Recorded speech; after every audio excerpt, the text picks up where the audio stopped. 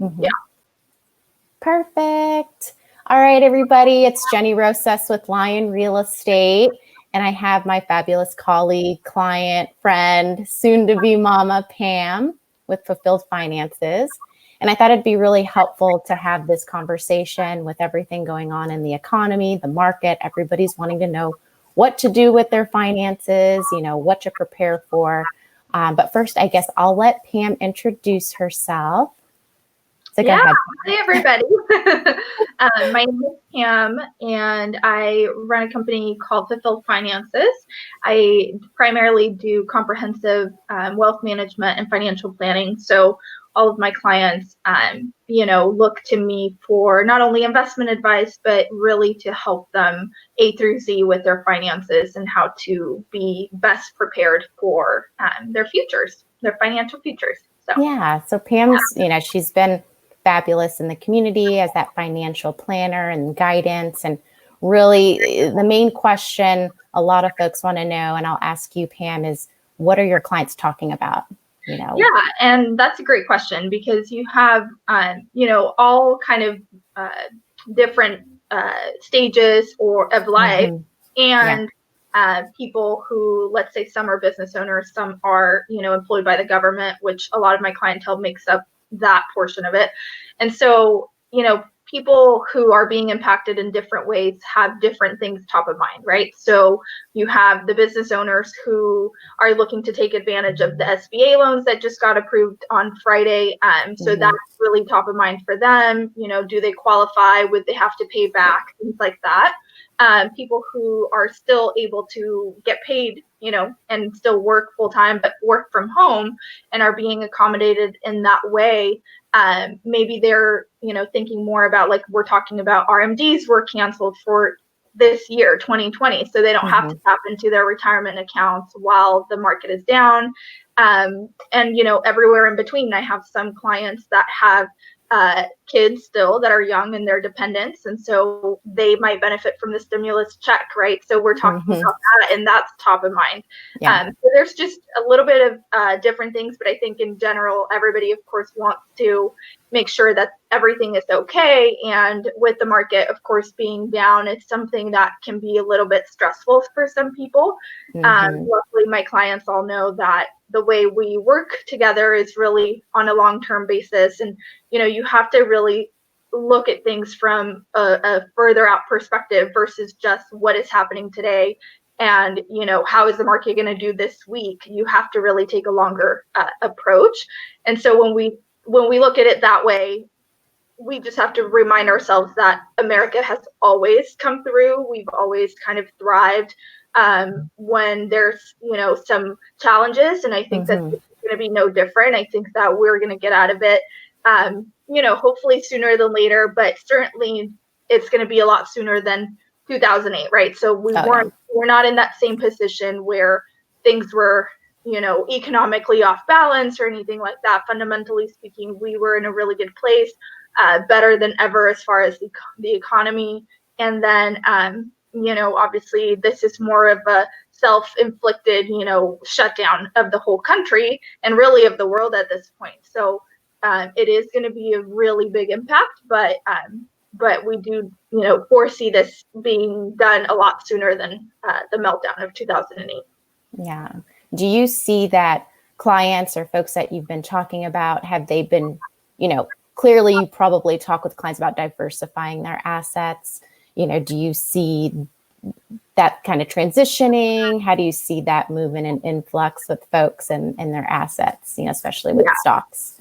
Yeah, and that's a great question too, because you have a lot of people who, one, could be scared, right? So some of them, and again, my clients, I'm so grateful because all of them really listen to me when they come on board as clients, and they know that this is going to happen, right? Do we know coronavirus was going to happen? No, but they knew that sooner or later we had to have a correction, right? And we had to have something that simulated a recession.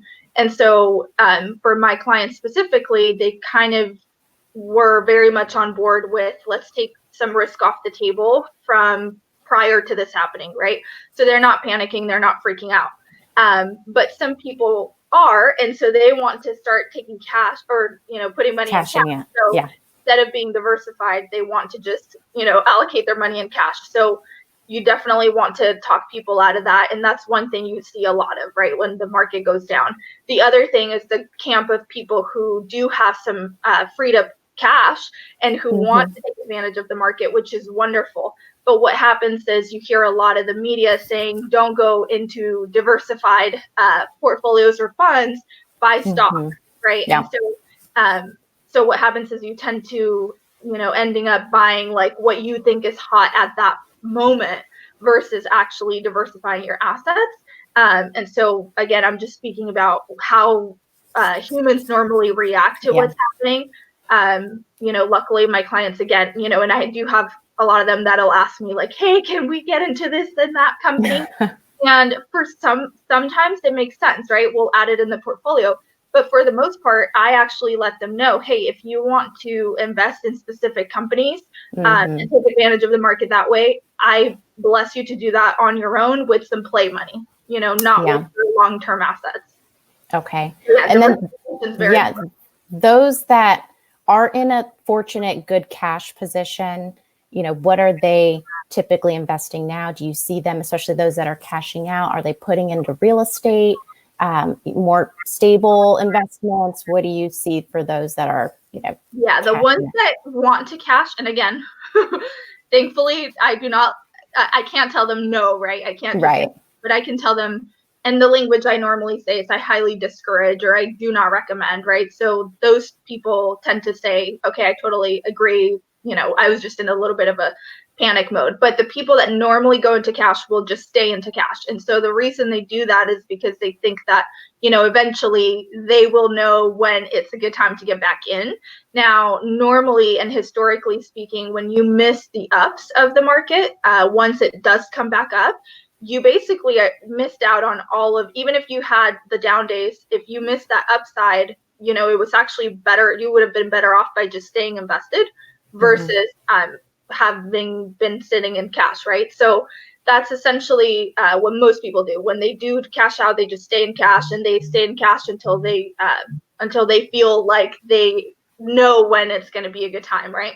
But none of us can time the market. Some people are investing into real estate, but the other thing that that people do, when this is happening is, like I said, they just go into specific company stocks. And sometimes that's great.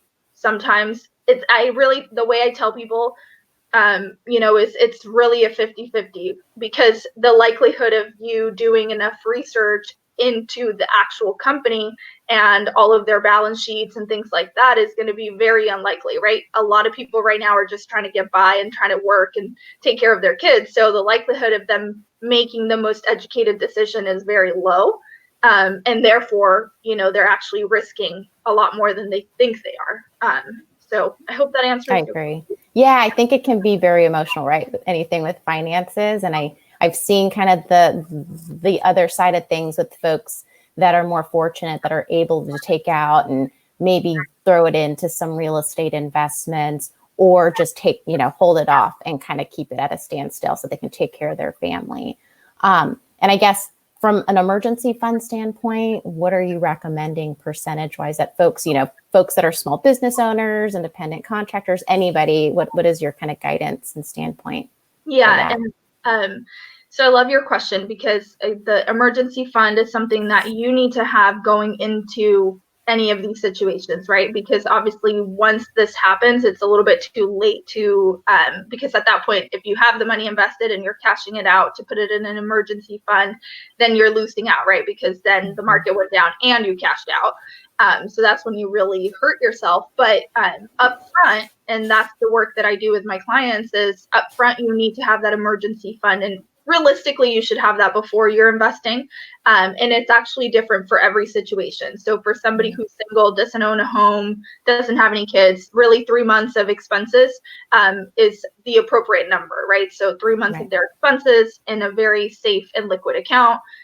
Somebody that is married but yet doesn't have kids or a home, things like that, you're looking at more that 6-month range. And then people who do own a house or have kids, we're looking at that 12-month mark. 9 months sometimes is enough, but really 12 months. When you talk about business owners, we're really looking at closer to that 18-month range, because their money is so up and down, right? So it fluctuates, and that's where, you know, that different timeline comes in. So absolutely. Thanks for the intel. And then I guess last question in mind, just for the folks that do watch this, is if a person who, you know, hasn't gotten involved in stocks and who has about $50,000 to $100,000 just sitting there, they have a secure job, of course, and, you know, they're just kind of feeling, you know, they don't really need it. So should they then go in and buy stock, you know, do little by little purchase, you know, what would you recommend?